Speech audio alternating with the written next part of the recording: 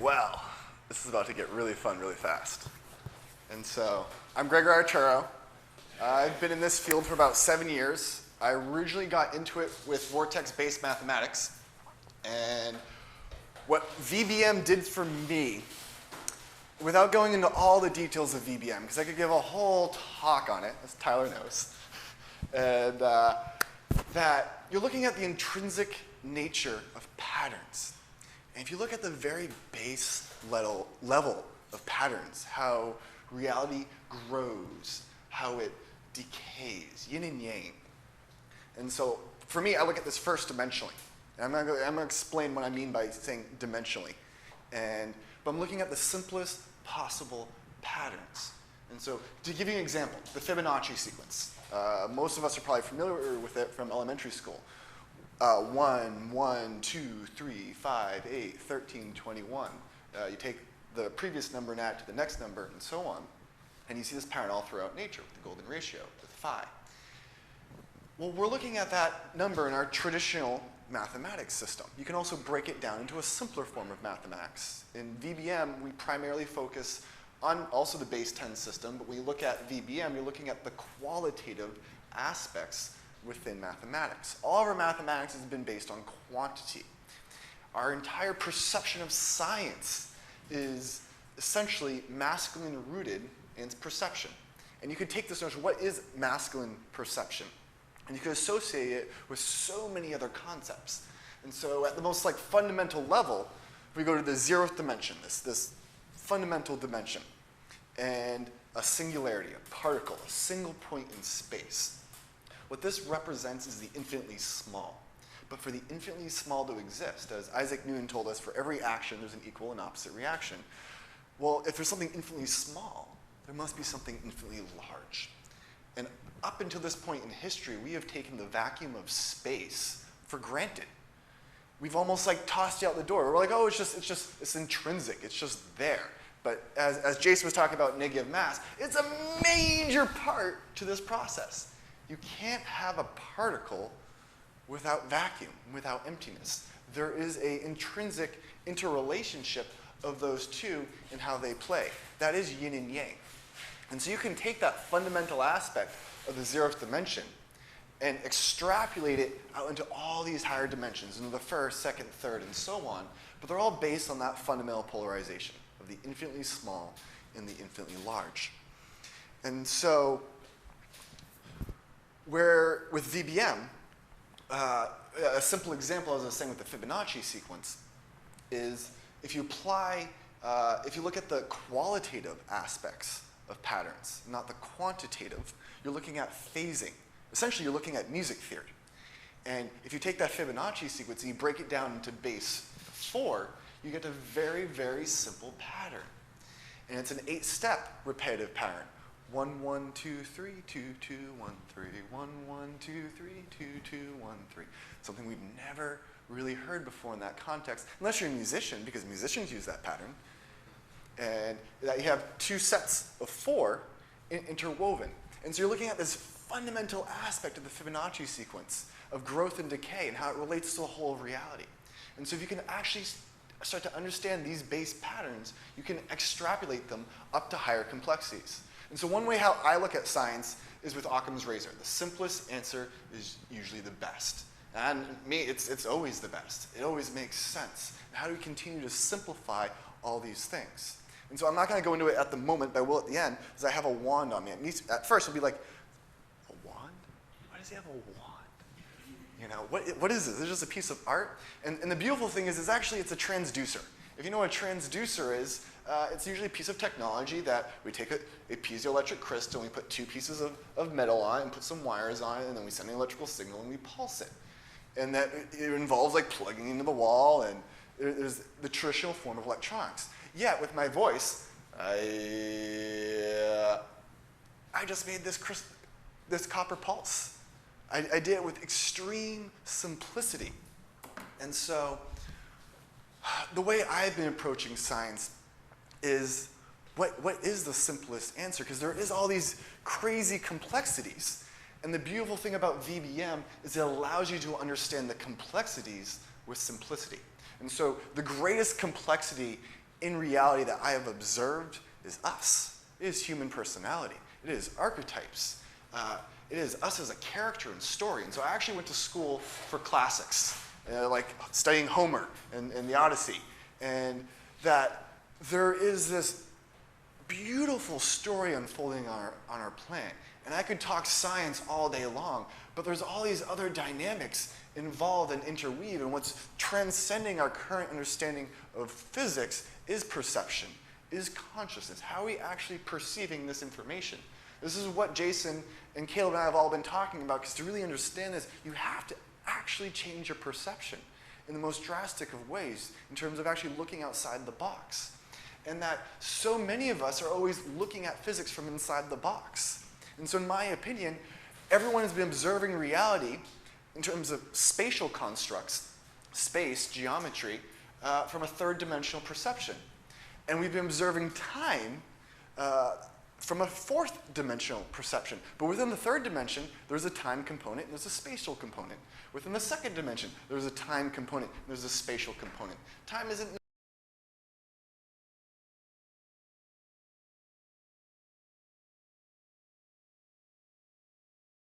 space. The free energy talks of here and now.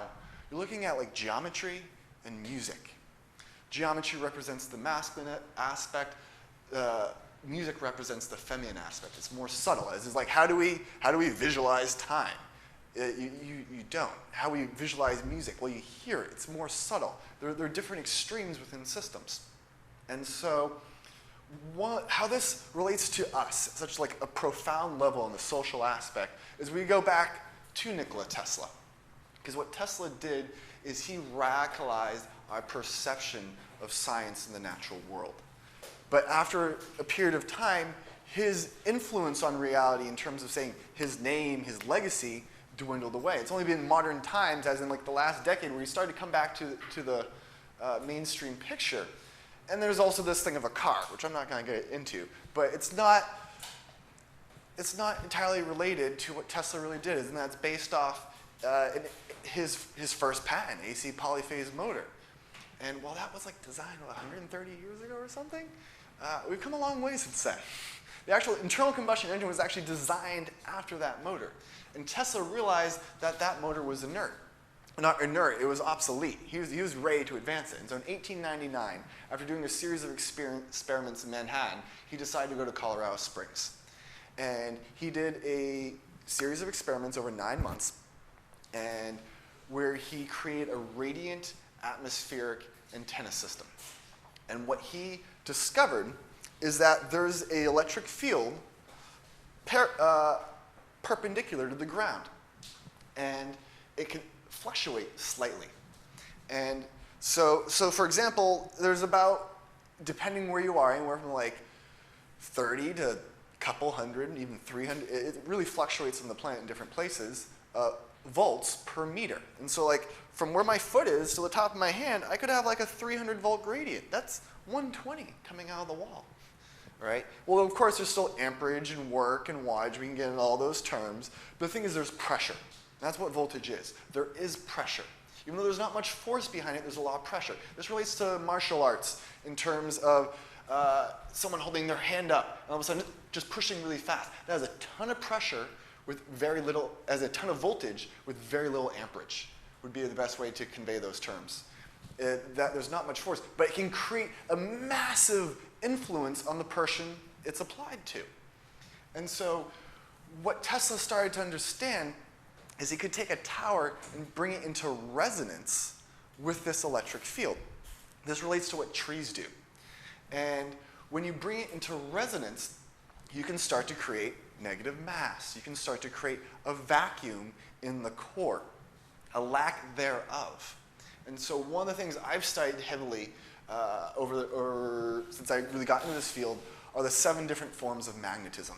And that's a term you never really hear is, wait, there's 7 different forms of magnetism with 3 primary forms of magnetism? And so we're all familiar with ferromagnetism, where we traditionally magnetize, say, iron. But you also have diamagnetism. Diamagnetism is this very elusive form of magnetism which is intrinsic to every material, even iron, except the the magnetic properties of iron are so powerful they blow the diamagnetic properties of the iron. You don't notice them. They're negligible. And so what's really interesting about diamagnetism, and what I first started to focus on it, is when I got out of high school. This was before I got into VBM. When I got into this math, I was doing physics, and I didn't want to take physics in college. I had the hardest time with science in school. Science drove me nuts. And so, like, for example, like freshman year in high school, I aced the final, and the only one to ace the final of all 3 classes this teacher took and got the bonus. Yeah, I got the lowest grade out of all 3 of those classes. I remember sitting like with my mom and the teacher and the counselor, and they're like, and I'm just like, do you guys see there's like a little bit of a problem here? Because I'm the only one out of 90 students having to repeat the class. Yeah, I can extrapolate more than any other person in those classes, plus go the extra 9 yards, but I have to repeat it. Showing like we have a different way to like go about this learning process here and foster maybe what I'm trying to do.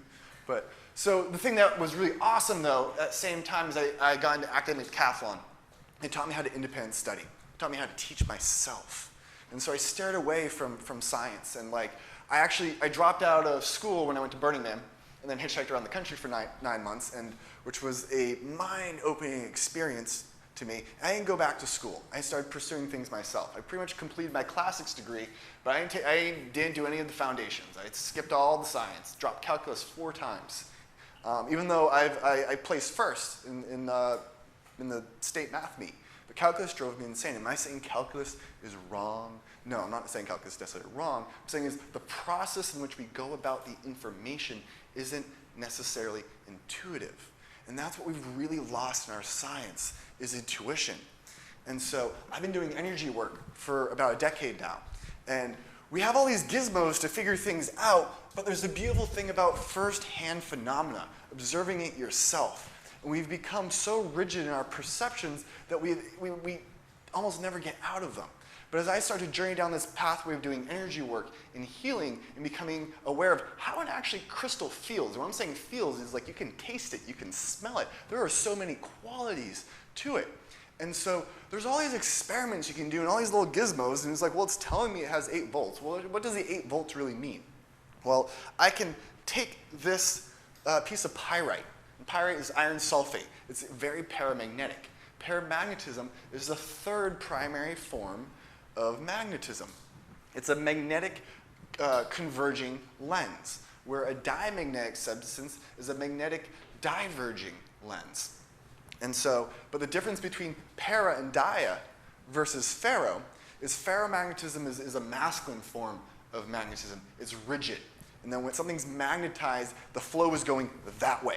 It is sending it that way, and it's also amplifying it. It's a magnetic converging lens that's rigid. It's fixed in place. Where the beauty about paramagnetism and diamagnetism is they're opposing forms of magnetism, but they're opposing forms, and we're talking like quadrants, because we have different quadrants here, they're opposing forms of magnetism within the feminine polarity, and that they're both receptive. It's like thinking of you have a concave lens and a convex lens, but they're always blowing in the wind. There's no rigidity to them. They always respond to their environment. It's a passive process. It's these 2 forms of magnetism that are also extremely valuable when working with free energy devices. And so the reason I'm talking about intuitive science is there's all these tests you can do and experiments where you're reading data, but the beauty of the human body is it's capable of so much. And so I'm talking about the Fibonacci sequence. The hand embodies the Fibonacci sequence, embodies the golden ratio. This is one of the most complex forms of biology on this planet right now, is the actual human hand. And at the center of the human hand is the hand chakra. And most people would say this is like heebie-jeebie-ish, but the thing is, when you actually like turn on your hand chakra, it's like you just got a 6th sense. You got this whole new reality to work with. And so so like for example, like with this quartz crystal, there's a silicon oxygen chain, silica, in it. And every quartz crystal is either twinned left or right, which means the silicon oxygen is either going counterclockwise or clockwise in the helical form. Now, to test that usually, you need some form of scientific apparatus. Now, you could do this yourself in terms of feeling the energy, being like, oh, it's actually twisting this way, or it's actually twisting that way. And so one of the really fun things that like blew my mind, it was actually like I was sitting there, like I think a week ago, and I made a trade for this crystal for one of my wands, and I was like, oh man, I've never had a piece of pyrite before. This is awesome. And I like started spinning my wand, and I was like, whoa, what just happened? And there's some really simple concepts going on with electromagnetism here, and that this conductor is creating a field. And literally, I'm creating a vortex in the ether. When that happens, I feel the magnetic density increase in the crystal. And what I mean by that is I actually feel the energy get pulled into the crystal. And as long as I'm spinning that wand, it stays in that crystal. And it happens almost instantly. As soon as I stop spinning the wand, and the longer I spin the wand, the longer it takes for the field to decay. And so it's almost instantaneous as soon as I start spinning it, but then once I stop, within like a second or two, you feel it go, ooh. That's my own first-hand experience. You don't have to believe it or not, but that's how I study science. That there's so many things you can observe in your reality outside the traditional perception. And so one of the beautiful things that Victor Schauberger, and we've mentioned before, I call him the father of flow forms. And what he's been really significant in my life is I applied his concepts to one of the art forms I do, which is fire dancing. I've done fire dancing for about a decade, of the arts of poi and contact juggling and staff. And these are all dance toys where you learn how to move with motion. You actually study motion. I could take equations and be like, well, this is one thing motion does, this is one thing motion does, but there's a disconnect. There's a massive disconnect where I can be holding this wand, and all of a sudden, do you know how much like math I just processed in my head to do that? And it happens at a very unconscious level. We don't even think about it, but it's actually happening. There's an intuitive process with all of this. And one of the great things about poi, which is an art form that comes from New Zealand, from the Maori tribe, is you're spinning two balls, and actually, I left my fire poi somewhere, so I don't have them with me. Is if you have these two balls and you're spinning them, I'm studying the intrinsic nature of torque, of centrifugal force, of centripetal force. And those three forces are so paramount to the universe. And understanding, you could say the Holy Trinity and what the Holy Trinity means. And you can get rid of the word holy because it's probably triggering for some of you. But there's a Trinity aspect, and that we've been living in this dualistic perception, in that you have the centripetal force, a spiraling in, which is the feminine force. And then you have the centrifugal force, a spiraling out. Actually, it's funny because I can like flip those around in terms of masculine and feminine all the time. It's really funny. You know exactly what I'm talking about. And torque is the balance of the two. And we forget the balance point within the systems is so paramount.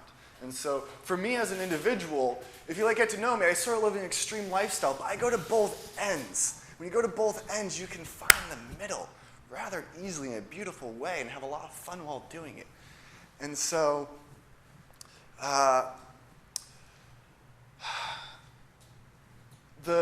one of the things that poi has taught me is taught me the inherent nature of motion, of how the universe actually flows.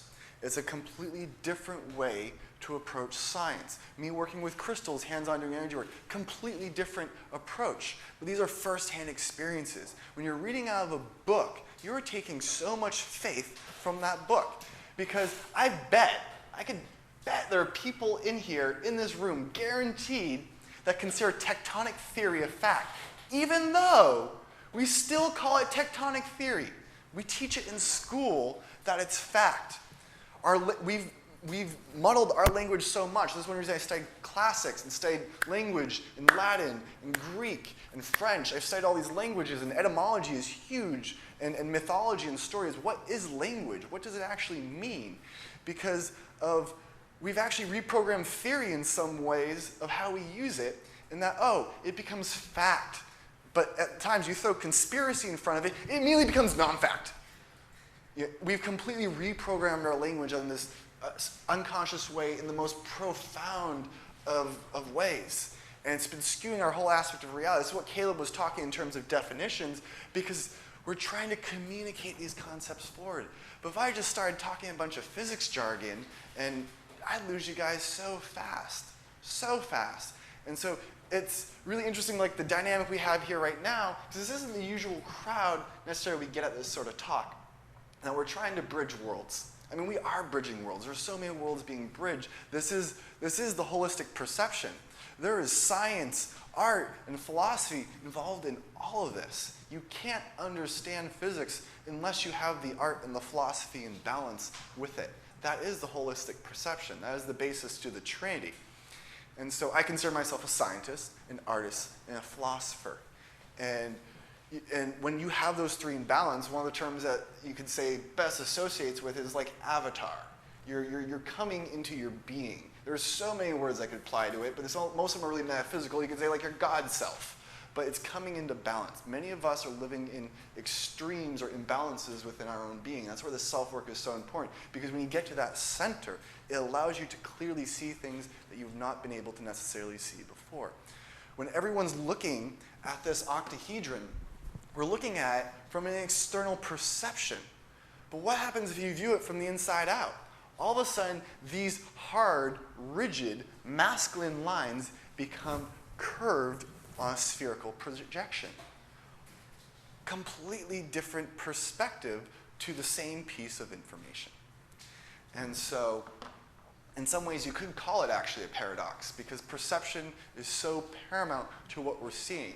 And so, if I want to study something in the first dimension, well, what happens when I observe it from the first dimension? Completely change my reference point. Because almost always in physics, we're observing from the same reference point. Spatially, third dimensionally, time, fourth dimensionally. But you can shift those perceptions. But many of us have no clue how to do that because we've never perceived anything else. And so that also comes to one of the major aspects I've been applying to science is meditation. It's not even necessarily the term meditation. I like the term thought experiments. This is what Einstein did. This is what Tesla did. This is what Victor Schauberger did. You can have it sitting, like me sitting in LA traffic. You know how much work I get done in LA traffic? It's ridiculous. It's awesome. And sitting by a river and just observing, how is the water flowing? How are these eddy currents forming within the stream? And so with Nikola Tesla, back to this tower and him building this system, he's trying to create a vortex in the ether. And the vortex is, and there's, you could say, two fundamental forms of vortices. We have hurricanes. Hurricanes are your feminine form of a vortice, where you have compression on the outside and expansion on the inside. And then you have a tornado, which is compression on the inside and expansion on the outside. And that these systems are systems of polarity. They're systems that are self-organizing energy. And this relates to what Jason was saying about Hoover Dam. As long as a hurricane has humid, hot air from the ocean, it's going to keep growing, it's going to keep expanding, and it's unstoppable until it hits land, because it has a fuel source. And so one of the things that shot down the entire free energy movement is, well, there's no such thing as a free lunch. There's no energy in the system. You're violating the second law of thermodynamics. And the thing is, there's energy everywhere. It's like, I can even talk about like the social aspects of energy. You can apply energy to every aspect we study within our intellectual pursuits. It is such a fundamental, paramount thing. And when you actually study Physics 101, you get in, the first thing you start with is like energy and work. And how do these two exchange? And within electromagnetism, you see electric potential as your energy, and magnetism as your work. And what's great about diamagnetism is the fundamental property that allows you to generate negative mass. It allows you to generate vacuum. And so when I got out of college, or out of high school, I wanted to keep studying physics. And I was set on building an ultralight that was fully electric. That was like my obsession. And so I was like, well, how can I do this? And I was like, well, I think superconductivity is the best thing. It's new and upcoming, and they haven't really figured it all out. There's all these things going. It's like, I'm going to study superconductivity. I started studying at 19. When you have a material get, say like aluminum, when aluminum is cooled to 1.2 degrees Kelvin, really, really cold, there's almost no movement going in it, that it expels the external magnetic field from its core. And so like, say for example, this is aluminum, and it's superconductive. When the Earth's magnetic field is flowing through it, it's no longer flowing through it, it's curving around it.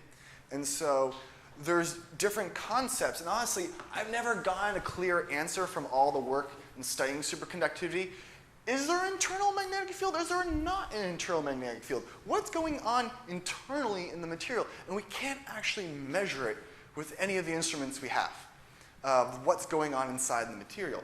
And what I have felt for quite a while is that is the lack thereof of a magnetic field. It is a magnetic vacuum. It is the negative mass. So I say negative vacuum, it's vacuum. And you're creating a magnetic vacuum. And the beauty about creating a magnetic vacuum, it allows the ether to coalesce and coagulate. If you can understand, those are important words to really understand the English language, within that material.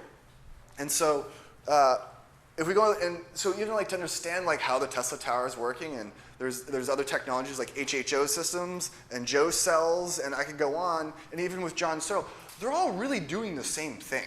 That's what's beautiful. There's just so many approaches to figure it out.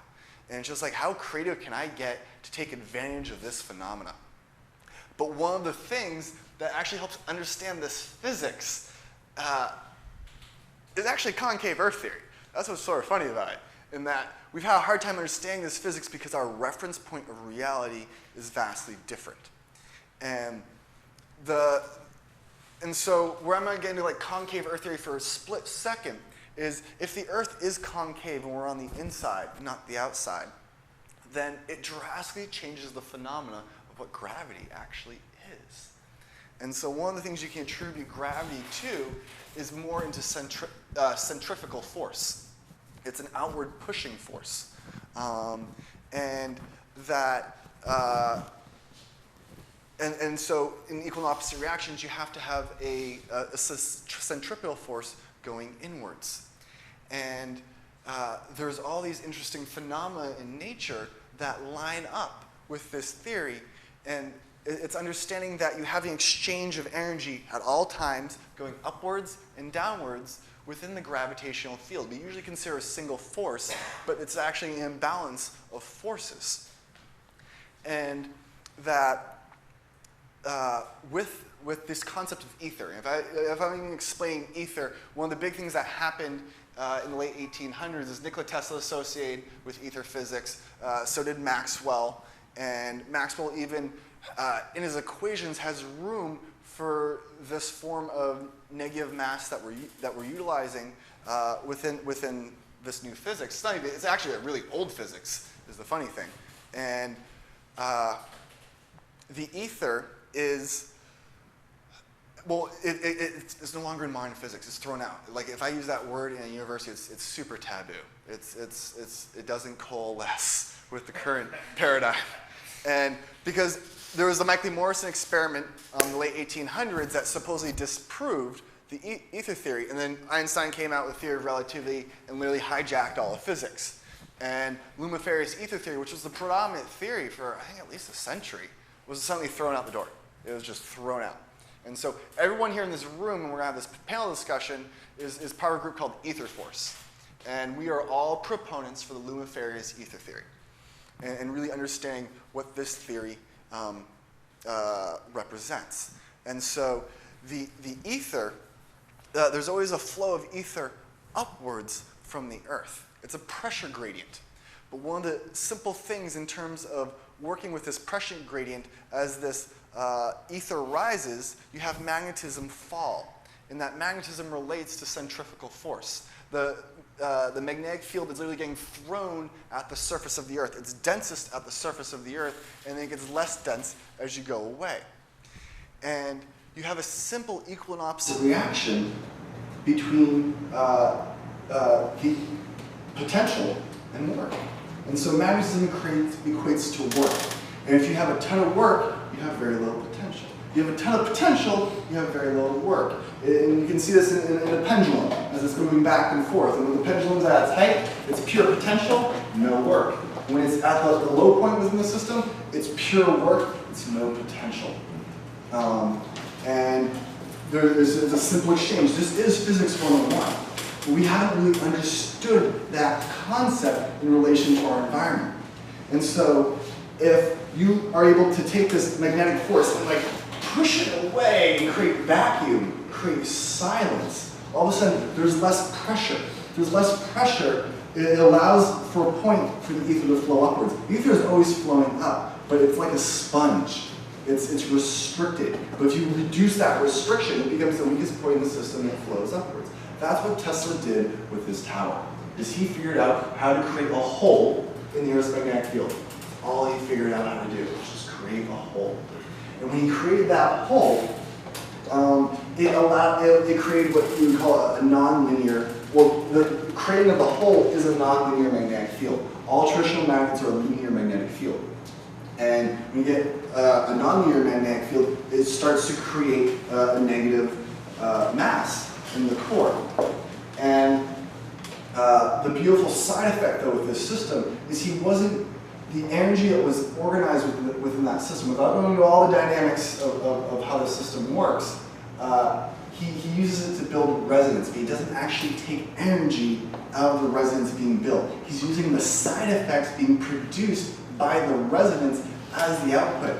And then as this field builds, there's a point in which you could say it snaps or it releases with a spark gap. And so Tesla put a ton of energy into making, when it built to a certain point and the spark gap fired. As in, like, if you have like a spark gap this big and it takes 100,000 volts to jump that, once it gets to 100,000 volts, it would fire.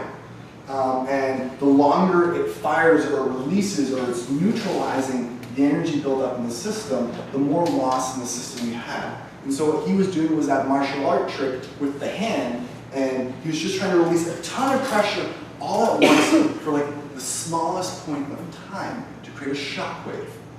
And so we're all familiar with, say, acoustic shock wave and breaking the speed of sound. That concept can be applied to all the other dimensions. And so one of the big things I've been working on is, I don't really like the term unified field theory, but a dimensional field theory. And so the third dimension relates to acoustics, relates to sound waves, mechanical waves, pressure. The second dimension relates to electromagnetic waves, light.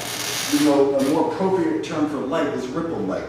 In that everything we're seeing in this room right now is reflections and refractions off two-dimensional surfaces. It is not volumetric information, it's two-dimensional information. And at the first dimension, you have rays of light. And say folklore or metaphysics, especially with the Mayans and the Aztecs, they see these rays of light as snakes. And the rays of light are unpolarized light. And it's when two forms of unpolarized light interact, such as masculine and feminine, 180 degrees out of phase, colliding together, energy cannot be created or destroyed. They don't cancel out. It converts to a different dimensional axis. It goes from a first dimensional axis to a radial axis. And that radial axis is what gives birth to the electromagnetic wave, the transverse waveform. And so with this base set of dimensions, I've been able to take different forms of phenomena and apply them across the board. And so you have a third dimensional shock wave is an acoustic shock wave. It's breaking the speed of sound at 343 meters per second. And that number, by the way, is the most significant number in my life, 343. And I only learned a few years ago that it actually happens to be like 7 times 7 times 7. We don't have to go there, it's just more fun. Anyways, with EM waves, shockwave phenomena is something you observe called Chernobyl radiation. And so types of fusion reactors will create this blue light because it's creating electromagnetic shock waves. It's a second dimensional shock wave. Well, that means there's also a first dimensional shock wave. And this is what Tesla figured out how to do, is create a first dimensional shock wave. And the beautiful thing about a shock wave is a shock wave is the greatest polarization a waveform is able to create.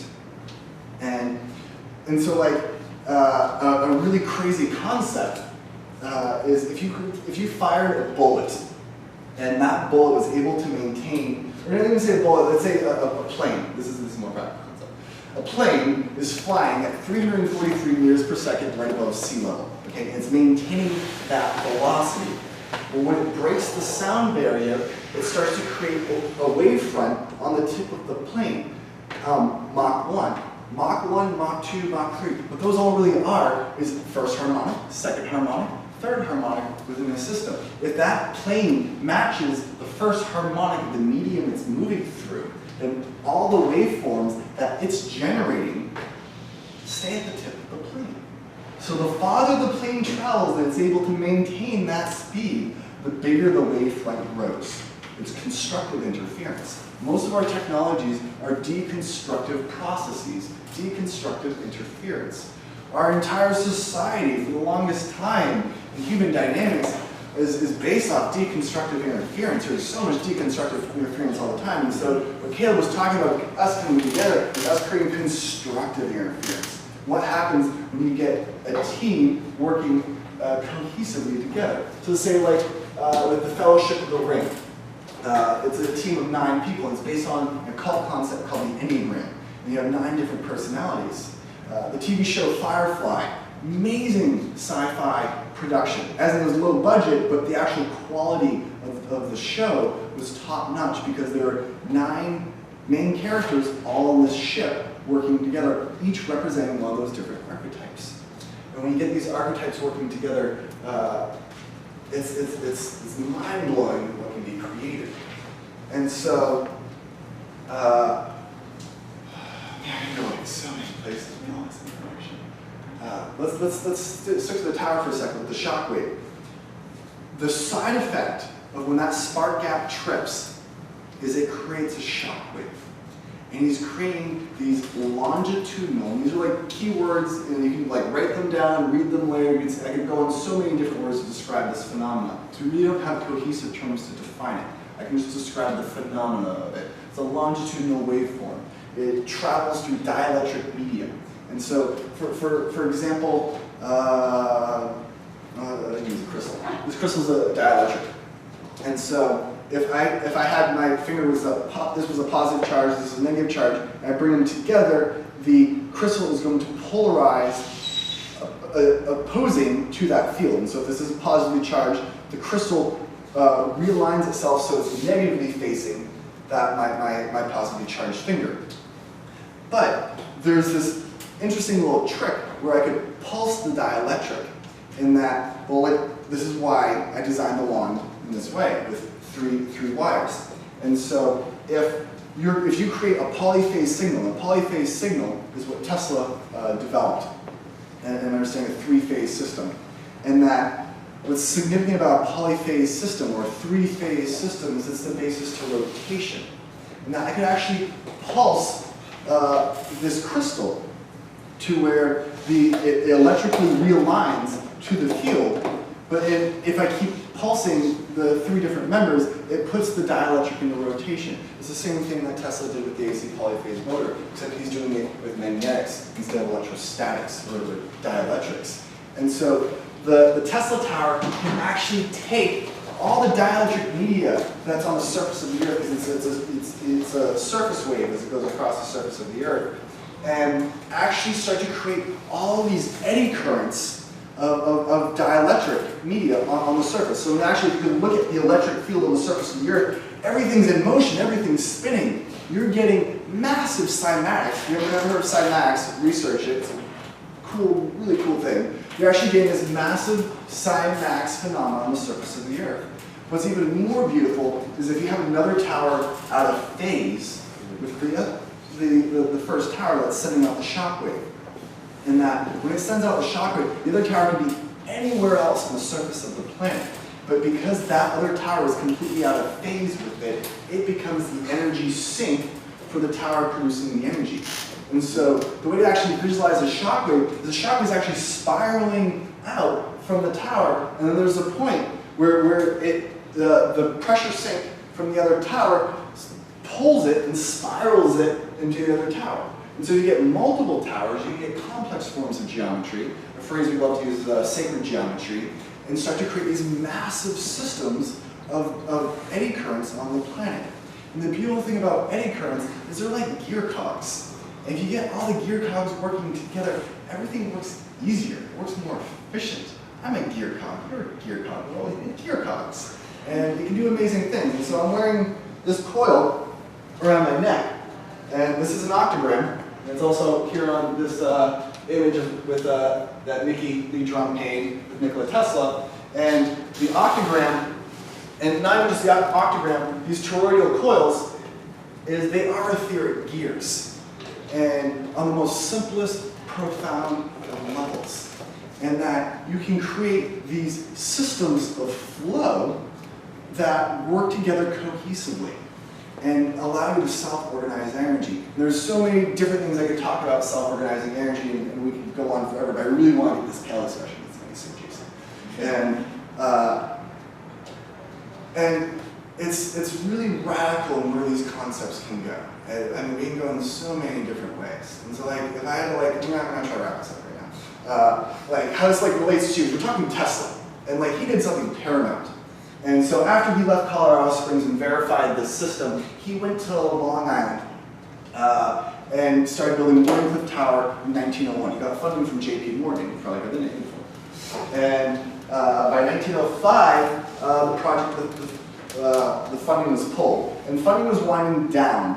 And Tesla went back to J.P. Morgan. And at that time, J.P. Morgan thought he was just investing in the world's largest radio broadcasting system. And Tesla, again, a last pitch effort is like, well, actually, we can transmit power anywhere on the planet with it. J.P. Morgan was like, wait, what? He's like, you do know I own, like, Anaconda Copper, and, like, we provide, you know, copper for power lines and everything everywhere and make a lot of money off of it. That sounds like a horrible idea. And he completely put an end to the project right there. Tower sat for about a decade, and then it was demolished to pay for Tesla's debts. If that tower came online, it would provide power for the entire New York metropolitan area. It would have been radical. Because not only is the tower able to transmit power wirelessly, it's able to transmit information wirelessly, also faster than the speed of light, which is a whole other topic I'm not even going to touch. But it's also able to, in the most profound of simple ways, what we've all been dreaming of, is it's able to self-organize massive amounts of energy. It is your power and telecommunication system in one. There's so many beautiful, simplistic things about it. And so I've been working on this system for 5 years now. I've tried to build 2 replicas, and interesting things happened during them. Like my workshop in Asheville, North Carolina, actually got shut down in the city of Asheville on Tesla's birthday. That was an interesting day. And I even had my second tower was taken by a Manhattan man and damaged once I got it back. We're sort of sad. But anyways, what I've been trying to do, I guess I'm using the word trying, I am doing, I've been studying his system, all these other systems, but simplifying it, making it more efficient. Because his tower was 200 tons, it was a lot of money. How do we bring this down to a simple level and really make it feasible for everyone? And so I've been applying Buckminster Fuller's concepts of tensegrity to this system, where I can integrate both the structural and the electrical components into one. When in Tesla's tower, he had them separate. And that you can actually unify all these components together to make this very organic type of system that's not only easy to build, but it's also mobile. It's very, very adaptable to its situations. And so we're getting into these new forms of technology that they just don't compare. Like, guys, that's a wand. It really is a wand. And I can go in so many different ways, but at the same time, like, yeah, it might be a wand. I might be able to cast magic with it, but I need mana. And what do I mean by I need mana? I need ether. I need manifestation juice to make things happen. This is a concept that's way beyond the majority of the paradigm on this planet, what that actually means. In that it's like hacking the matrix, but to like hack the matrix, I actually need it's like I need to buy code. I actually need to buy code to put code into effect. And so we're getting into a realm of science that transcends all norms of perception. And so like, yeah, you should really go watch the movie Matrix because it lays it all out. And so, as this like full circle comes around, like how this applies to you right now, even though it looks like he's not doing too good, and I don't vote for the president, I can go on many, many reasons why. You're participating in a system, I don't agree with that system at all. Is we have Jeb Bush, like up on ballot. He could be, he's not really the next president of the U.S., but he could be the next president of the U.S. The Bush legacy is a real thing. And it's been pivotal in all our lives. And Tesla's like, this is working because of Tesla. This is Tesla right now. He got electricity into the homes of all Americans by generating his polyphase alternating current system. He's created over 300 patents. There's so many things that have influenced his work in our normal lives in the most crazy of ways. And then the whole car company based off of his technology, his primitive early technology.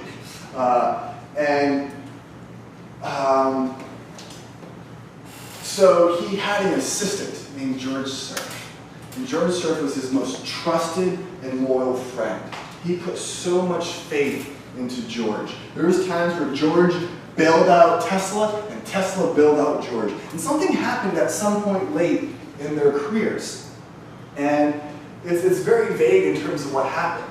You can sort of make the conclusion from what unfolded that, because there was, in the latter part of both their careers, and really George's career was just supporting Tesla, he was just his right-hand man, that George was so desperate that he gave something away. Because his son ended up changing his name to George Bush. And that Bush became chairman of a bank in Manhattan. Right after World War II, I believe it was right after World War II, they were caught laundering money to the Nazis. And then they actually got pardoned from the whole thing. Which is ridiculous if you think about it. Well, his son went on to be the president of the United States of America. And so Tesla is so paramount in affecting our realities. And that if his work is actually moved forward, this whole reality would change. If John Searle's work is moved forward, if Wilhelm Reich's work is moved forward, if Victor Schauberger, Buckminster Fuller, Townsend H. Brown, there are so many names I could drop right now that are amazing people. I work for a research firm that we were working with the technology of Paul Pantone. And Paul Pantone, that was one of the most enjoyable meetings I had in my life, where I got to sit down with one-on-one with Paul Pantone at Tesla Tech. That was where I originally met Jason. This was years ago. That was like 5 years ago now. And Paul created this beautiful system where you create, like for $500, you put in a car and increase your gas mileage by up to like 200%.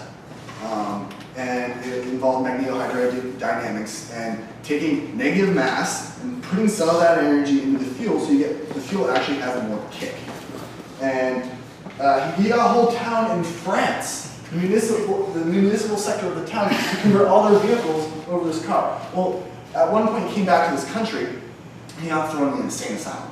And he was there for, I think, 5 years. And it took a group of lawyers to get him out, and I met him after that incident happened. And well, like, that's bullshit. And that's the stuff we deal with. And there's this, I really don't like the word conspiracy, there's a realism. There is this true realism to what's going on, because we're talking about energy.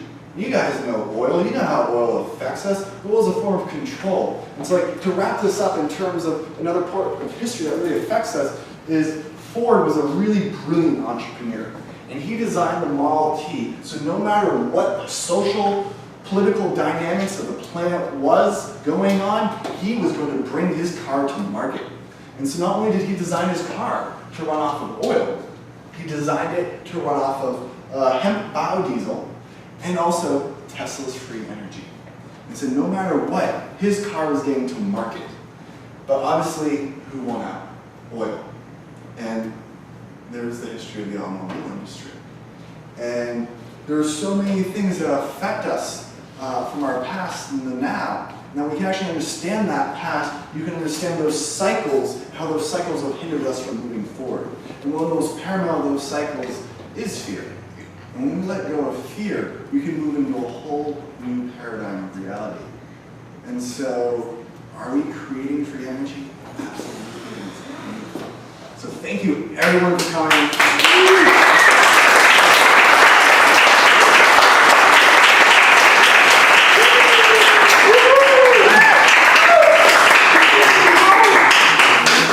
So now, this is where everything gets really juicy. We're going to have this panel discussion, and I think this is like the first of its type, and so I'm inviting up the whole Ether Force crowd. Tyler, you're welcome to join us as well. There's a group of us who've been in the free energy scene for quite a while, and well, we love to geek out all the time. And so if anything, you're just going to witness us geeking out and talking our language, because our language is different than what we're usually used to. So we just want to showcase that world. So let's have like a 15-minute break, chill out, relax, and let's regroup in here. And